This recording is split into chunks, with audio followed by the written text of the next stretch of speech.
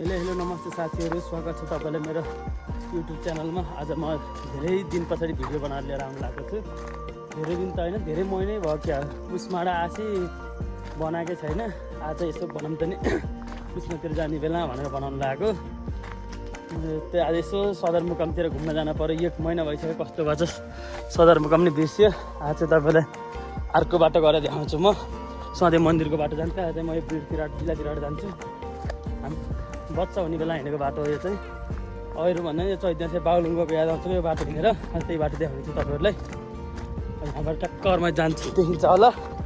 अरूमा एउटा विशाल भाइले पनि बोलाऊ, एक्लै जानु फेरि झ्याउ लाउँछ क्या मलाई। पुसमा विशाल भाइ आउँछ। अनि आज चाहिँ म किन पुसमा जाएको छु चाहिँ अहिले रात एकछिन पछाडि थाहा पाउनुहुनेछ। अहिलेलाई चाहिँ यति नै साथी। ल साथीहरू, अहिले चाहिँ म यो घुम्तीभन्दा माथिपट्टि आइसकेको छु, पुलभन्दा माथि।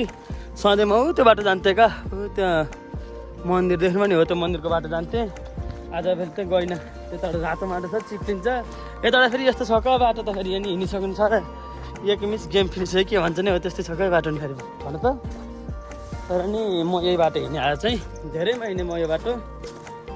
भिडियो पनि धेरैमा बनाएँ। अब चाहिँ अलि रेगुलर दिने कोसिस गर्नेछु, तपाईँहरूले हेरिदिनु होला। फेरि ठक्क धान रोप्ने मेसो पऱ्यो, त्यही भएर भिडियो बनाउनु पनि पाइनँ। अब कहिले कता कुरा, कहिले कता कुरा।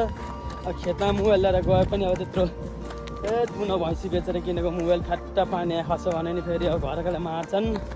त्यही भएर मोबाइल लान सकेन। अनि फेरि छिमेकीले पनि कुरा काट्छन् का, फलाना छोरो त भाइ मोबाइल ल्याउँदै हिँडिन्छ खेतमा भन्छन्। अन्त मैले एउटा भिडियो बनाएर थुप्पक्क बाँका हालेर राखेँ मोबाइल।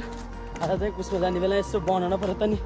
भाइहरूले नि आविष्कार भाइले पनि सम्झिराखेँ, दाइ खोइ त नि तपाईँको भलाक त हरात आउन छोडो, यसो गाउँघरको अत्यार लाउँदाखेरि हेर्न हुन्छ भन्छन्।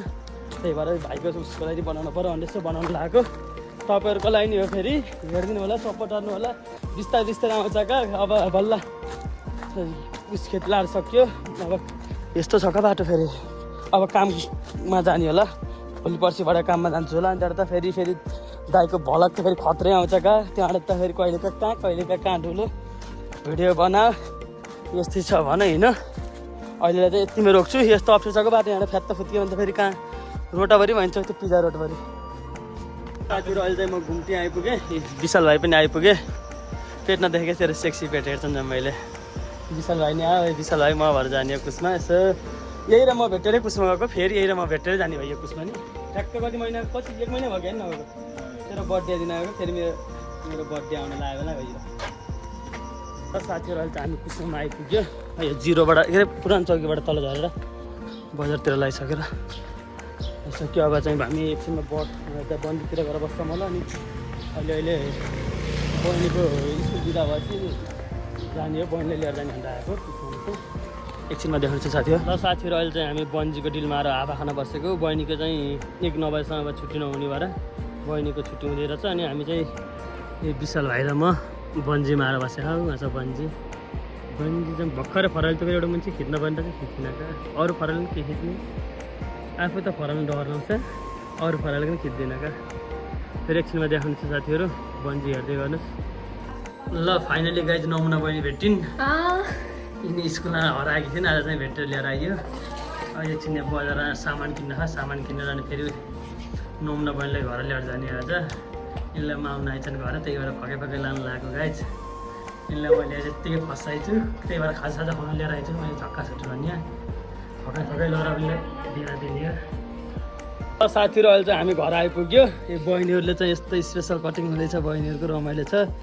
आज चाहिँ मेरो बिहा हो भनिदिन्छु, पताउनु होला सबैले। ए त मया मम्मी यहाँ हुनुहुन्छ। मया मम्मी हाई भनिदिनु त। हाजी तपाईँले नि भन्नु त। ए यस्तै को मेरो बिहा हो क्या, ठुलो भाँडै पकाउनु लाग्छ नि भात, नपताउनु होला फेरि। मेरो बिहा हो कि होइन? लक्ष्मी दिदी तपाईँले हाई भन्नु नि त। अनुले अरूले हाई भन्नु। मेरो यिनले मेरो सब्सक्राइब गरेर चाहिँ यिनलाई मैले केक धेरै दिन्छु क्या। अब विशाल भाइ भयो। ल भन तिमी, नमुना बहिनी आज हराकी भेटेकीलाई नै भन्छन् रे। हाई मात्र भन्ने तिमीले। मलाई दाइले खोजेर ल्याउनु भयो स्कुलको भिडभाडमा। स्कुलमा हराइथ्यो भन न। स्कुलमा हराएर आएको थिएँ। यिनलाई कति प्लान बनाइ लिएर आएको स्कुलबाट फुत्काएर।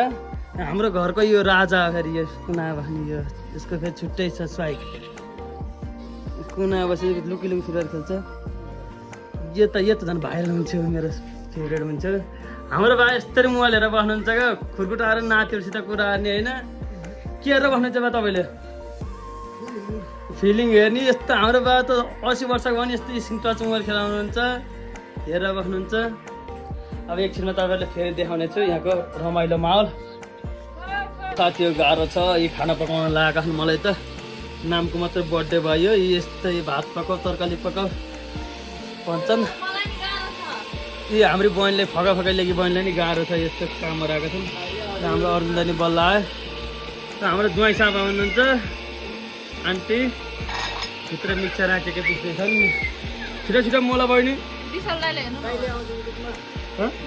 भोलि आउँछ भोलि हेर्नु होला युट्युबमा हाम्रो मम्मीले फेरि यस्तो विशाल होइन किन यस्तो अहिले टुक्क बसिदियो मम्मी फेरि मिक्सरमा पिस्दै हुनुहुन्छ मसला लक्ष्मी दिदीले फेरि यस्तो कि हामी लक्ष्मी दिदी त हेर्छन् सुन्ने क्युट छिन् क्युट ल फेरि एकछिनमा देखाउँछु मेरो कुकर आसिटीला पड्केला फेरि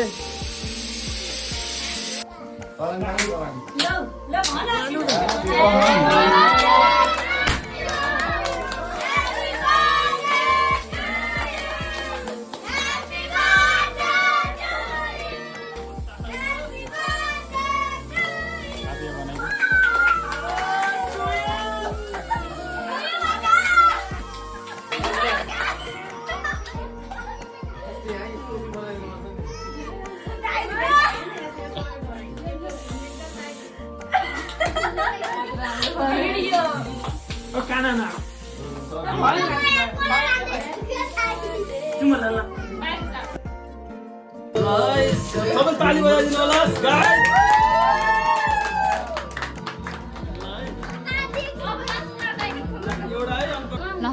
खाना सुरु भयो साथी खाना खाने बेला भयो हाम्रो त बल्ल आजबाट 1 वर्ष बुढो भयो 27 वर्षको भयो बुढा 27 वर्षको राजकुमार दाइ ल यता हेर्नु दाइको भ्लगमा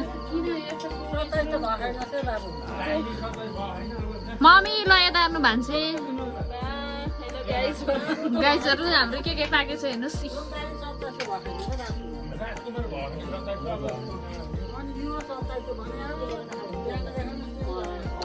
मम्मी हेलो ल क्लियर हेर्नु बाबाले खाँदै ए यता अर्को पार्टी नि छन् फेरि यता ल यता गाइजहरू ल हेलो गरिदिनु दाइको भ्लगमा ल म भन्दा कालो छ मलाई पलौटी भन्छ कि हेलो गाइज जस्तो लाग्छ ल